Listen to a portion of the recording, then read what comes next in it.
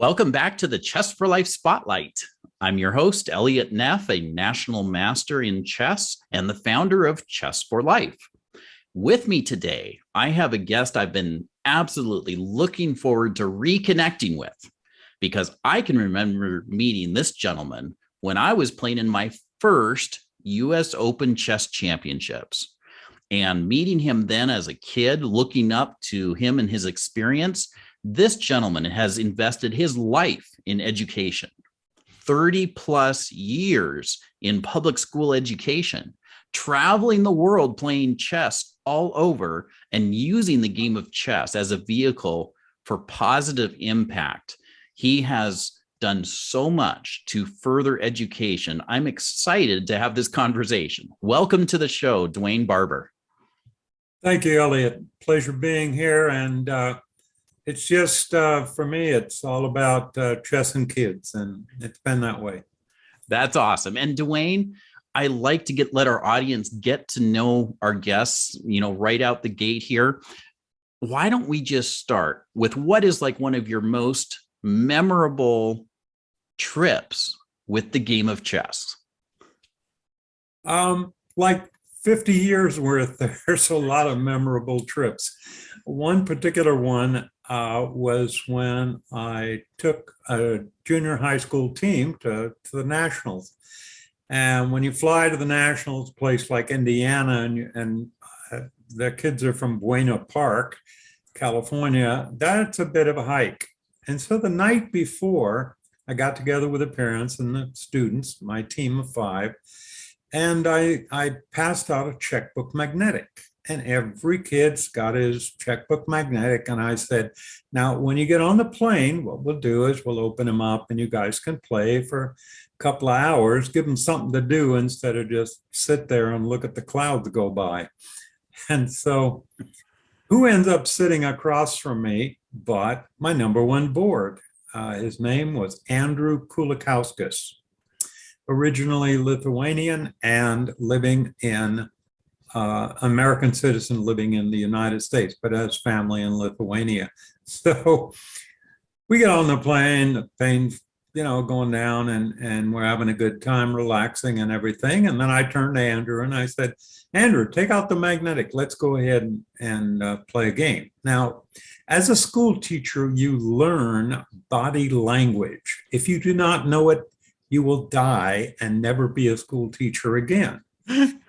And so having 20 plus years of school teaching at 7th and 8th grade, I know what they are, who they are, what they do. And so Andrew did this. Head down. And you can translate that. I said, Andrew, where's the magnetic I gave you last night? Oh, Mr. Barber, I left it at home. And I'm thinking, okay, now I got a couple of extra ones. They're in my, carry-on. But okay, we'll just go ahead and play a little chess. And so I said, Andrew, guess what? You get to play blindfold. Now there's a teacher. You forgot your magnetic chessboard. You get to play without it. Now there's a life lesson for without you. it. Here we are on the plane, and we're playing a blindfold game of chess, e4, e5, knight f3, all of that. And so there's this lady sitting nearby, and she looked over and she looked and, are you playing a game of chess? Well, yes, ma'am, we are. Where's the chessboard? Where are the pieces? Well, the chessboard, we just playing it from memory. And so we shook her up. I think we had about a 1-hour game. Absolutely fascinating experience. Wow. But Andrew was, he was sitting over there pondering the move. Okay, now do I play the rook or do I play the queen? Okay. That's awesome, Dewain. And, I want to add something really quickly for listeners who might not know chess that well. What we're mentioning here is the language of chess, how every square has a name. There's coordinates, just like you would have a graph. And there's letters, there's numbers. And so every square is named like A1, B1, C1, D1, and you can say where your pieces move just by using those coordinates. So here's Mr. Barber, teacher, and his student literally visualizing a whole game of chess leading up on their trip to the national championships, which immediately talks about one of the benefits of the game of chess. We're talking about the ability to visualize and focus. And, why don't we just take that segue, Dewain? And what have you experienced? You've spent so much of your life in the classroom and you've used chess for such a long period of time. Can you just share a little bit about your experience of why you see chess as a great vehicle and what are those benefits that you particularly value from the game of chess? As I proceeded to create my chess club, just before we had a chance to take one of our national championship trip, I went to the principal and we went to the school board and everybody said, yes, we'll go ahead and do that. Then I went back to the principal. I'm getting ready to leave about 3 weeks later. And the principal said, you can't take your trip. What's wrong? And the principal That's strange. said, no, I'm sorry. You can't get on the plane. You can't go play chess. You can't represent the school. And I thought, why? Well, you're not a curriculum-based chess club. And people need to listen to those words carefully because the Supreme Court had a decision to make about groups coming on to public school campuses. And the rule was, if you're not curriculum-based, you cannot use the facilities, you cannot do things or sponsor things. So I went to the California educational list of requirements. I decided to do the simplest one probably, which was the math curriculum of the state of California. And at that time, I went through the entire math curriculum and I picked out like 11 areas where chess matches up. For example, being able to be a problem solver and the other things that do, concentration and calculation, all of those things that go into chess, and they matched up very nicely with what the curriculum of California was. We submitted that to the school board, and my school was the first school in California to be curriculum-based legally by the state of California and my school board. And we took our trip. That's awesome, Dewain. Not only did you literally map directly skills that chess develops with the curriculum being taught, but you applied in life problem solving. Here's your problem. They're not permitting this team to travel to represent the school, and you fixed it. Decision making, and chess is that. It's not a gambling activity. There's no dice, there's no cards. People need to understand that when you take out the possibility of who knows what would show up, and it's right there before you where you must study, make a plan, review, decide, decision about that idea, the move, and then the consequences so critical in the game of chess. That's what gives it a higher value than so many other activities that happen to be out there. So excellent. Yeah, really even complex problem solving and taking that time to focus and think through these decisions. Let's take a moment here because you just recently retired from public school education, and you're, of course, seemingly even busier than ever with what you are doing to make a difference in this world. Can you share how you have maybe seen a shift from the early days in education till today in terms of what students come into school with, the challenges that they face, and how chess supports solving some of those? I think that's very true. There has been a shift. And also there's been a shift at the national level. The U.S. Chess Federation, the national organization, now is spending a whole lot more time and focus on chess education and schools and national championships. We're getting thousands upon thousands of kids. In a couple of years, we're going to do a creature, I call it a creature.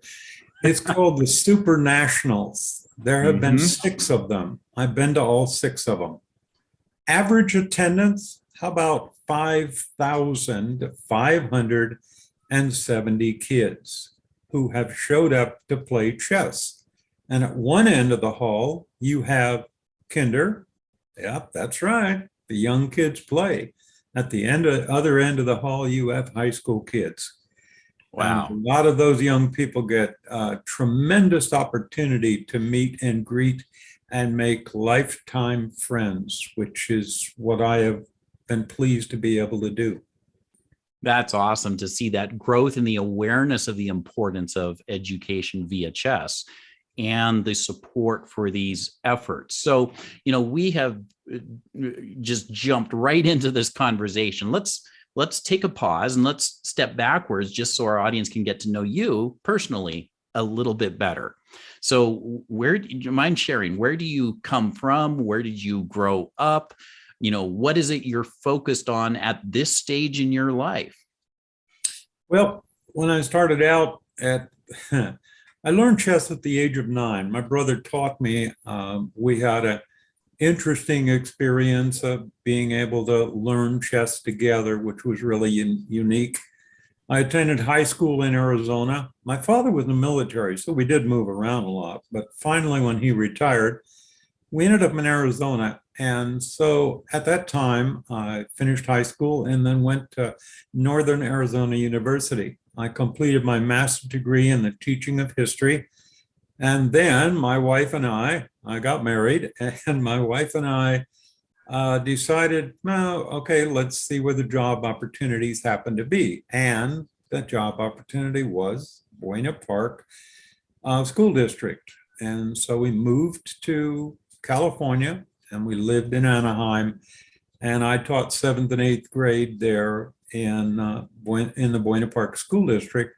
Virtually, I spent all but 1 year in the same school. So it was very easy and very consistent. And that's where I started developing chess and the chess program, expanding out, visiting other places within Los Angeles and my county of Orange County in California. And so I moved forward with getting to meet a lot of people who organize chess. And I decided, well, I'm going to organize a tournament. And so I did. And so let me interrupt you actually right there as we're diving into this. And let's pause a sec here. So you, right out of college, right now you're looking for the job opportunities. You move to where you can get a job in Buena Park. You've spent now the rest of your life there? Yes. In fact, when I retired a number of years ago, I contacted him and I said, I'd like to come back and teach chess. And they said, okay, come in on Tuesday at 3rd period, and we'll have we have a special program hour, and you can come in and do that. And I know there's school teachers out there that are going to hear this and they're going to say, absolutely correct. I walked back into that classroom and it's like I'd never left. I was home. I was where I belonged. Yep. And would have taught 50, 60, 70 years. Yeah, that's awesome. But so that's it. So you've obviously integrated chess for a very long time.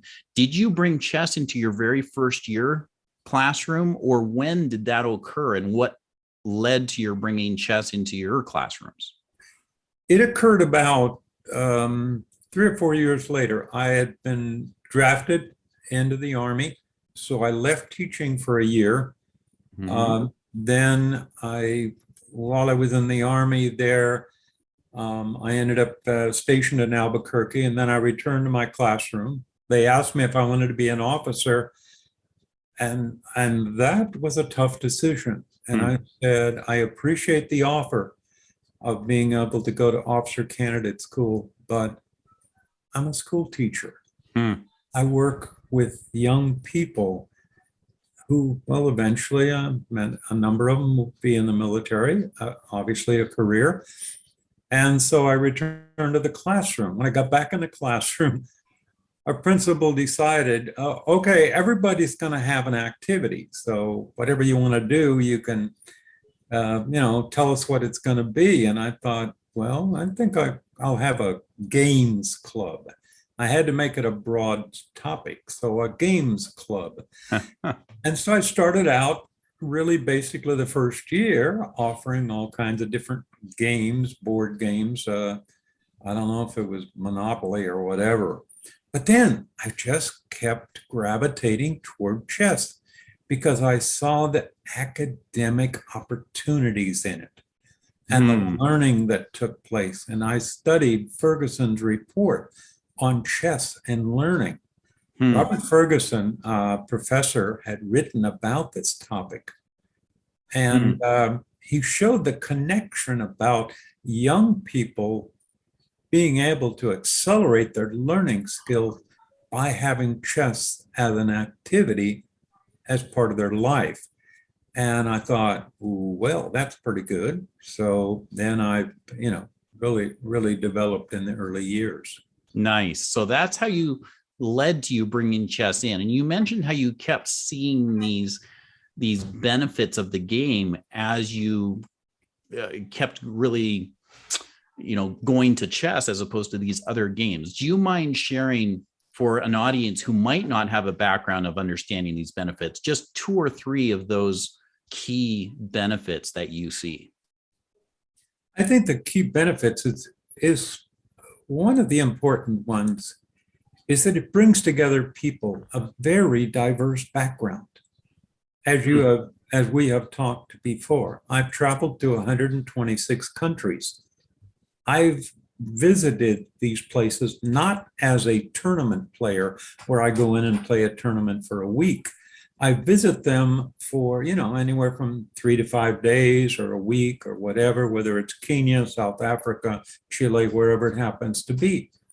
And what I realized was I had something in common with every person who spoke French, Swahili, Chinese, Hindi. It didn't matter what they spoke, where they were from, what type of clothing they had, because when we sat down, we spoke chess.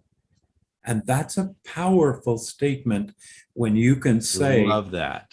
I can relate to hundreds and hundreds of people that I met. Wow. And at the same time, I just left the chess sets there. I've left Johnny Appleseed of chess. I don't know, but I've left chess sets all over the world. You can visit. Wow, that's just amazing, Dewain. And it's hard not to interrupt you. This is so fascinating, and I get so many more questions as we're talking about this. But the fact that you visited 126 countries, you've played chess in these countries, and like you said, what an amazing benefit of bringing differences to a common ground of understanding, collaboration, talk about bridging barriers and breaking down barriers between cultures without even having to learn their language because of that common language of playing chess. You've done that across so many places. I've had the wonderful experience of a couple of times playing different opponents, right, from different countries where neither one of us knew a single word of each other's language. And yet we felt we understood each other because we played this game, and then we would analyze that game just by hand gestures and talking about, was this good? Was this not, right? Sign language, basically. And it's been a beautiful memory of mine. So the fact that you've gone to 126 countries, can you share 1 or 2 highlights of some of those trips? I know you mentioned at one time to me about visiting China and some of the things there. Do you mind jumping into that or another one just to Oh, share a couple of that's these. fine. I'll tell you about one of my students. Now, here's an important point I make about my students, the ones that I've had a longer, lengthy activity in chess with them. And that is when they've become experts and masters. I do not claim or wish to claim that I taught them how to become a master, because I just gave them a little bit of the yellow brick road. And they're the ones that went down that yellow brick road. So a few years ago, I had a young fellow who came in at age 5. And so we would sit down and his mother would sit on the couch. He would sit on the chessboard across from me and went through the ideas of chess. After a couple of years, then he came in and I said, well, you played Friday night, so you want to show me the game? He said, sure. He took a scorebook, put it face down on the table. Now, that is a profound action. Okay, interruption here. Yes. What we're saying, for those of you that don't know, is remember we mentioned the coordinates of a chessboard and how you can say the language of chess. It's common among tournament players to write down. In fact, it's even required in many events to write down your moves on the chessboard. So there's a record. And if there's ever any dispute, you can go back to it. And there's the benefit, you can always refer to it later and learn from it. So back to your story. Here's this young kid. He's now played a tournament. He brings to you his game, but instead of setting it where he can see the moves, he puts it upside down. So what's going on here? I didn't know. I thought, hold it. Alex, what are you doing? You need your scorebook to go to the moves and play through them so we can analyze what you've done and see if your decisions were good ones, etc. He just looked at me and he said, I know the game. He had memorized all of the moves, all 40 moves of the game. Now, wow, that's one thing, but take it to the next level. I mean, the next higher level. So he begins playing through the game. He played Friday night, and this is Saturday afternoon, and he keeps making move after move, but he did something else. He did the personal analysis. I'm sitting there, and it's like, okay, Dewain, keep your mouth shut. Don't say anything. And that's what I did. I just sat there. And he played through every move, explained every idea that he, maybe I should have done this, I did that, this or whatever. And then he finished it. And I'm thinking, okay, what's my job? I don't know. What about move 21? Can we talk about that? But that young player, and this is true of a lot of kids, don't think a kid has to be brilliant in some subject to be able to do this. You don't. It's to train your mind to skillfully understand and answer the question, why? And so he completed the game, and I'm sitting there thinking, okay. 2 years later, he became a national master. Wow. His name is Alex Wang. And when I was in the National Invitationals, which took place this year in Palm Springs, Alex was playing in the master section of the US Open, which was also there. So this that has training, got to be heartwarming to see a student you knew from age 5 grow up and be a piece of that journey that helps him develop his ability through consistent practice and learning. And I'm going to add a little insertion here before we get back to his story. And that is, you said something I think was critically important. And you mentioned the little word WHY, fostering a spirit of curiosity, of a desire to explore, of to learn. And here you have this young student expressing that in the chess game, and who goes on, like you said, to be a master and compete there. So sorry for the interruption, but I think that was just a key thing that I think is amazing, right? This mindset of growth mindset, this this willingness to explore what may, in some cases, feel dangerous because you're putting yourself on the line. You're going all in by yourself. Like you said earlier, no chance. There's not a team member there who dropped the ball or you could blame for losing the game. It's all your own personal choice, but you're willing to go and fail and learn from it and get better. And like this young kid did, analyzing every move and the possibilities and what could happen and just being curious about those things. Wow, what a story already. But anyway, let's get back to it. Sorry for the interruption. I want to add a little bit more. Yes. So I got a call from Alex. It's a couple of years ago. And Alex said, it was about 4 or 5 years ago. And Alex said, will you come to China? That doesn't happen every day, does it? No, you don't get a student who asks you, will you come to China? And so his mother, I spoke to his mother, and she informed me that they had family in Beijing and they'd like me to, come there and visit because Alex was playing in a chess tournament in China. And so I thought, okay, that's kind of interesting. And then I thought, if I were in China, where would I want to play a game of chess? Well, of course, Beijing, Shanghai.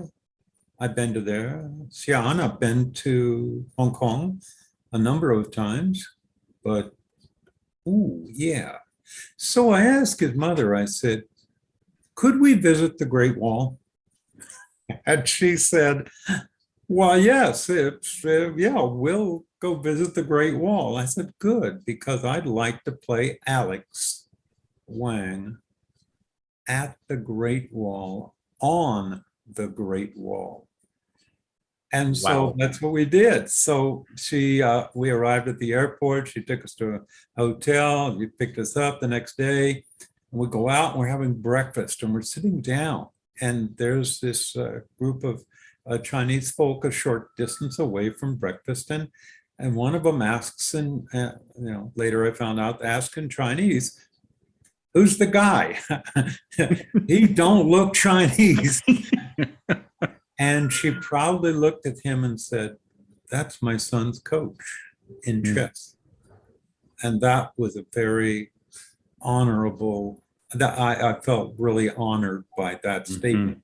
And then we continued on, got to the Great Wall, walked up the little steps and everything. And the first thing when you get to the Great Wall you want to do, if you're going to do something that's different, and that is, I wonder where the guards are. Are they going to arrest me and put me in jail and throw away the key and I'll never get out or something? I mean, these things, strange things go through your mind. So Alex and I set up the chessboard and playing away, and we took photographs. Now, at that time, I was recognized as the Dean of Scholastic Chess. I'll talk about that in a moment. But anyway, I took a magazine cover and all of the deans of American chess.